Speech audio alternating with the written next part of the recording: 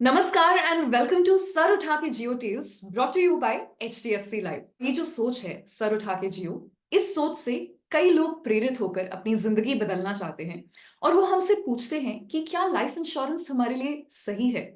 अक्सर लोग छोटे शहरों से ये भी पूछते हैं कि हमारे पास सिंगल इनकम फैमिली है और महीने के आखिर में इतनी इनकम नहीं बचती कि उसे बचाया जा सके। इतनी कम सेविंग्स में हम इन्वेस्ट कैसे करें? इसका जवाब बहुत ही इजी और सिंपल है। अब इंश्योरेंस खरीदना बहुत आसान है क्योंकि आपकी इनकम चाहे जितनी भी हो, आप अपनी जरूरत के हिसाब से शुरुआत कर सकते हैं और छोटे छोटे स्टेप्स लेकर अपने सपनों की तरफ, अपने लॉन्ग टर्म गोल्स की तरफ बढ़ सकते हैं। इस तरह लाइफ इंश्योरेंस में निवेश करने से कई एडवांटेजेस मिलते हैं, जैसे कि आपके खुद के सपने तो पूरे होंगे ही, साथ ही साथ आपकी फैमिली को फाइनेंशियल सिक्योरिटी और प्रोटेक्शन भी मिलेगी। ये थे आपके भेजे हुए कुछ सवाल और उम्मीद रखती हूँ कि आपको इनके जवाब भी मिल गए होंगे। आइए आज के एपिसोड की शुरुआत करते हैं। सर उठा के जियो टेल्स में हम मिलते हैं उन हस्तियों से जिनकी कहानी काफी इंस्पायरिंग है। आज मैं आपको एक ऐसी ही इंस्पायरिंग हस्ती से मिलवाना चाहती हूँ जो कि राजस्थान के पिपलांतरी गांव के हैं। साल 2007 में इन्होंने अपनी 17 वर्ष की बेटी को खो दिया, लेकिन उस मुश्किल वक्त से उभरने के बाद उन्होंने निर्णय लिया कि उनके गांव में जब भी किसी घर में एक बेटी पैदा होगी तो उसके नाम में 10,000 रुपए की एफडी खोली जाएगी। Please give it up for our guest on this podcast, Shri Shyam Sundar Paliwal जी। नमस्कार सर, और आपका बहुत बहुत स्वागत है सर उठा के जियो टेल्स में। हम बहुत खुश हैं कि आज आप हमसे जुड़ पाए और हम आशा करते हैं कि आपसे बहुत कुछ सीखने को मिलेगा हमें। मुझे भी आपसे मिलकर आपकी पूरी टीम से बहुत कुछ सीखने को मिलेगा। और इसका नाम सर उठा के जियो टेल्स, मतलब इतनी एक अच्छी टीम से मुझे मिलना हो रहा है, मेरे लिए बड़ा गर्व का और बड़ा अच्छा विषय है। आपका भी बहुत बहुत स्वागत है। Thank you so much sir. तो चलिए शुरुआत करते हैं, और क्योंकि बात शुरुआत की है तो हम आपकी जीवन यात्रा के बारे में कुछ जानना चाहेंगे। हमें अपने शुरुआती दिनों के बारे में कुछ बताइए, और जब आपने ये काम शुरू किया तब से लेकर अब तक का सफर कैसा रहा है? देखिए, मेरा जीवन बड़ा विचित्र और बड़ी कठिनाइयों भरा मेरा जीवन रहा है। और संघर्ष, पता नहीं कुदरत ने मेरे खाते में लिख दिया है कि मैंने बचपन से ही संघर्ष शुरू किया है। मैं जब 6 साल का था तो मेरी माता जी का देहावसान हो गया था। और एक बड़ा किसान परिवार और ग्रामीण के परिवेश में पलने वाले परिवार के में जन्म लेने के बाद बड़ी कठिनाइयों से हमने जीवन जिया है और जीवन की शुरुआत की है। और उसके बाद मैंने बहुत 8वीं तक पढ़ने के बाद मुझे लगा कि यहाँ ठीक नहीं है, तो मैं बाहर मजदूरी के लिए मेरे भाई और दूसरे परिवार के लोगों के साथ बाहर उनके यहाँ काम पर गया। और वहां जाने के बाद मुझे लगा कि नहीं नहीं, ये मेरी मंजिल नहीं हो सकती है। पता नहीं कुदरत ने मेरा साथ, मुझे हर समय मार्गदर्शन किया है मेरा। तो मुझे वहां भी उन्होंने टिकने नहीं दिया, और कुदरत ने और मुझे मेरे गांव में वापस लाकर खड़ा कर दिया। और मेरे गांव में आने के बाद मुझे लगा कि मेरे गांव में महिलाओं के लिए पीने का पानी नहीं है, स्कूलें नहीं है, आंगनबाड़ियां नहीं है, पर्याप्त नहीं है। पानी, धरती माता सूख चुकी है। गांवों में इतने बड़े स्तर पर मार्बल की माइनिंग हो रही है और लोग खुशहाल नहीं है, लोग बहुत परेशान है। मेरे गांव में डूबती हुई धरती माता को, धरती माता का सीना चीरा जा रहा हो, उस दुखद स्थिति में धरती माता की कैसे मैं सेवा कर सकूं। और मैं गांव में सरपंच का चुनाव लड़ा और इस मेरे जीवन की शुरुआत की। तो मुझे लगता है कि कुदरत ने मुझे सही रास्ते पर लाने का काम किया है और मैं उस रास्ते पर चल रहा हूँ। और 2007 में श्याम सुंदर जी, आपके साथ एक दुर्घटना हुई थी जिसकी वजह से आपकी सोच, आपकी जिंदगी बिल्कुल बदल गई थी। आपको कैसे हिम्मत मिली उस स्थिति से बाहर आने की? मेरे हाथों में, मेरी सामने जब मेरी बेटी की डेथ हुई तो मुझे बहुत पीड़ा हुई। और सामान्य तौर पर एक पिता की सबसे बड़ी दूसरी नस होती है, सबसे लाडला अगर कोई होती है तो वो पहली संतान होती है, और वो भी बेटी हो तो वो सबसे ज्यादा लाडली होती है। तो उस परिस्थिति में मेरे साथ क्या हुआ, ये मैं क्या बताऊं इसके लिए। तो जिस पर ये चीज गुजरती है, जिसके साथ एक घटना होती है, इस बात को वही पिता समझ सकता है। तो उसके बाद मेरे मन में ही विचार आया। 12 दिन जब घर पर बैठकर हम बिलखते रहे, तड़पते रहे और संभल नहीं पाए। उसके बाद परिवार के लोगों ने और दूसरे हमारे मिलने वालों ने कहा कि अब निकलिए बाहर। तो फिर मैंने बेटी के नाम पर, हमारी बंजर जमीनों पर, तो जमीनें बंजर थी, अतिक्रमण से भरी हुई थी, उस जमीन पर मैंने बेटी के नाम पर एक कदम का पौधा लगाया, पीपल के पौधे लगाए। और ये तय किया कि इस जमीन को उपजाऊ करूंगा, इस जमीन को बचाऊंगा, इस जमीन को पानीदार बनाऊंगा। और यहाँ की बेटियों को आत्मनिर्भर करके बेटियों को बचाने पर काम करूंगा। तो जब मैंने बेटी के नाम पर पेड़ लगाना शुरू किया और फिर ये तय किया कि इस गांव में, इस ग्राम पंचायत में जितने भी लड़कियों का जन्म होगा, सबका पिता बनूंगा, सबके लिए कुछ ना कुछ करूंगा और इस बेटी को अमर करने का काम करूंगा। तो उस बेटी को आधार मानकर हमने फिर बेटियों के नाम पर पेड़ लगाना, फिर बेटियों के नाम पर लगाए हुए पेड़ों को पानी देने के लिए जल संरक्षण का काम करना। तो बेटी और पेड़ लगाना, तो बेटी, पानी और पेड़ जुड़ गया। जब पेड़ बड़ी संख्या में वहां धीरे धीरे दिखने लगे तो वहां के वन्य जीव पक्षी वापस आने लगे। तो बेटी, पानी, पेड़ और वन्य जीव, और धीरे धीरे लोगों को प्राकृतिक आधारित रोजगार मिलने लगा, पौधे लगाने के काम का रोजगार मिल रहा है।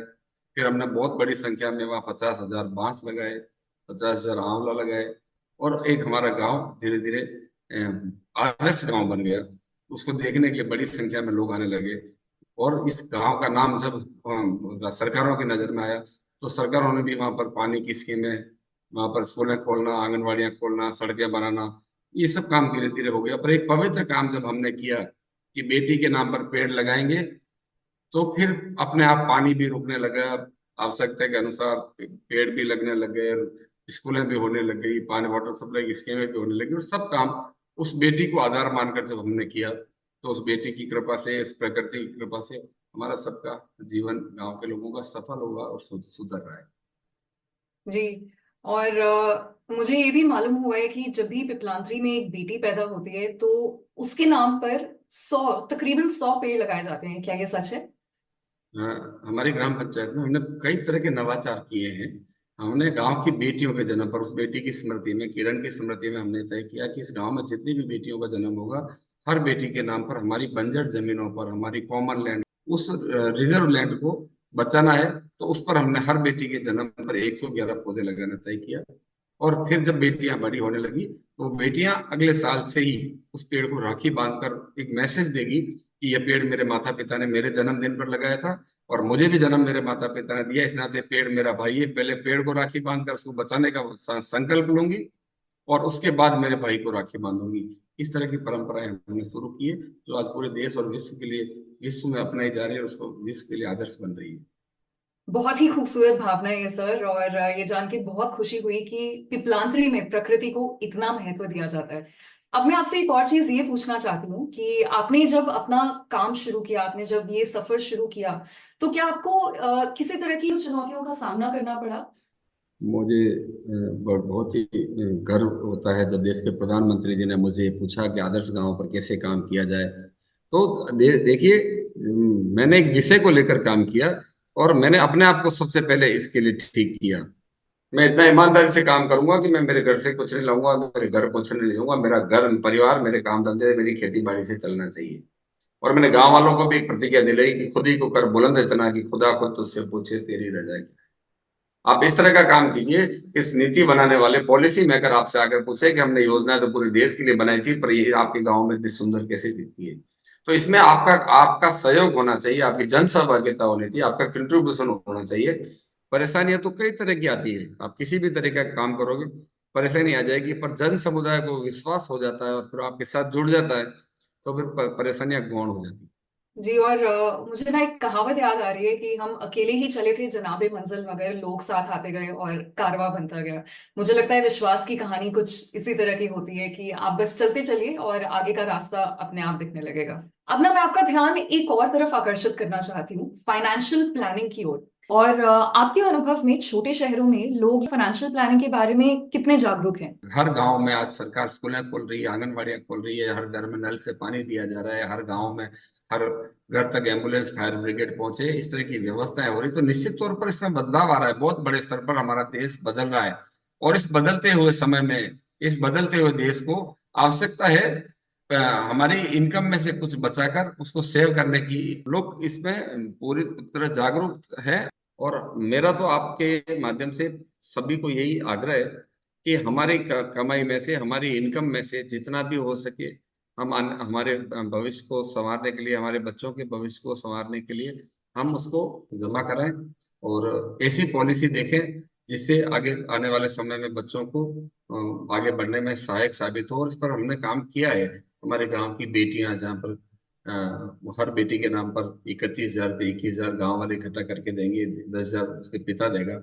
और उसका उसके बाद उस पैसे को पॉलिसियों में डाल दिया है। जब बच्ची बड़ी होगी, बालिग होगी, तो उसके लिए उसकी शिक्षा और उसकी आगे शादी में काम आएगा। जीवन को आगे बढ़ाने में पैसा बहुत महत्वपूर्ण है। पैसा बहुत मायने रखता है। और वो पैसा बचेगा तो निश्चित तौर पर आने वाले समय में बच्चों का भविष्य सुधरेगा। ऐसा हम देख रहे हैं और महसूस कर रहे हैं। ऐसा कहा जाता है कि वर्तमान में जीना चाहिए, लेकिन मुझे लगता है अब थोड़ी सी चर्चा भविष्य के बारे में कर लेते हैं। मैं आपसे आपके फ्यूचर प्लान्स के बारे में जानना चाहूंगी श्याम सुंदर जी, और मैं आपसे ये पूछना चाहूंगी कि आगे जो आप सोच रहे हैं वो क्या है। हम लोगों ने जो काम किया है, ये काम पूरे देश में फैले और देश की सीमाओं के बाहर भी जाए, क्योंकि प्रकृति कोई सीमाओं के बंधन में नहीं रहती है। हर व्यक्ति को घर में पानी मिले नल से, महिलाओं को पानी के लिए बाहर नहीं जाना पड़े, गांव की कोई भी बच्ची शिक्षा से वंचित नहीं रहे, शिक्षा उसको निश्चित तौर पर मिले। और हर हाथ में रोजगार हो, गांव की गरीब से गरीब महिला के हाथ में भी रोजगार हो, उसका जीवन यापन चले, इतना रोजगार उतना पैसा उसको मिल जाए। और हमारी प्रकृति, हमारी जमीनें, ये प्रदूषण से मुक्त मुक्त हो, हर व्यक्ति को कहीं ना कहीं रोजगार मिले। गांव का वन्य जीव जितना सुरक्षित रहे, जितना अधिकार गांव की जमीनों पर इंसानों का है, उतना ही अधिकार गांव के वन्य जीवों का भी हो। इस तरह के काम पर हम लगे और एक गांव से निकलकर दूसरा गांव, दूसरे गांव से दूसरी ग्राम पंचायत, फिर जिला, और फिर प्रदेश और पूरे देश में इस तरह के काम हो, इस पर मैं प्रयास कर रहा हूँ।